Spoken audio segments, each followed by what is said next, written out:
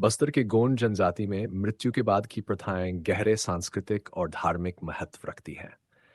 ये परंपराएं न केवल मृत व्यक्ति की आत्मा के प्रति सम्मान प्रदर्शित करती हैं, बल्कि पूर्वजों और समाज से जुड़ाव को भी दर्शाती हैं।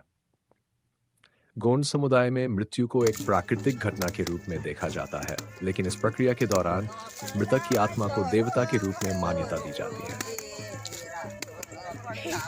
इस प्रकार मृत्यु संस्कारों में मृतक की आत्मा को देव स्वरूप में प्रतिष्ठित करने की परंपरा होती है, जिसे खासतौर पर आध्यात्मिक रूप में देखा जाता है।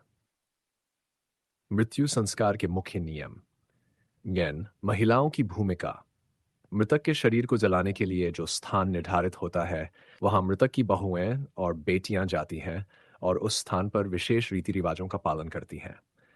ये क्रियाएं मृतक की आत्मा के प्रति श्रद्धा और सम्मान प्रकट करने के लिए की जाती हैं।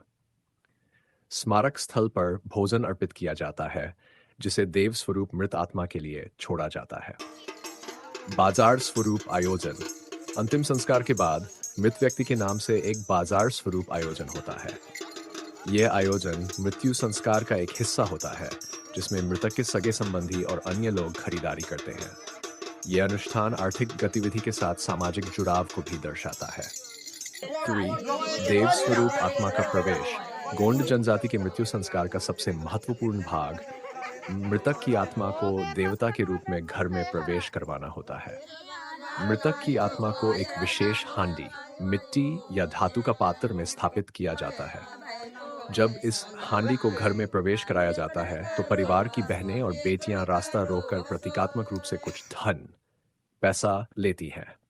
यह अनुष्ठान मृतक की आत्मा के प्रवेश के लिए अनुमति की परंपरा को दर्शाता है। स्मरण और पूजा।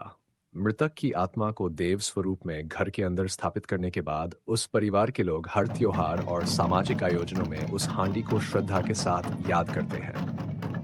यह हांडी देव स्वरूप कुंडा के रूप में प्रतिष्ठित होती है, या जो परिवार के लिए एक महत्वपूर्ण धार्मिक प्रतीक बन जाती है। गोंड जनजाति के ये मृत्यु संस्कार उनकी गहरी सांस्कृतिक धरोहर और आध्यात्मिक मान्यताओं को दर्शाते हैं, जो उन्हें समाज और पूर्वजों से जोड़कर रखते हैं।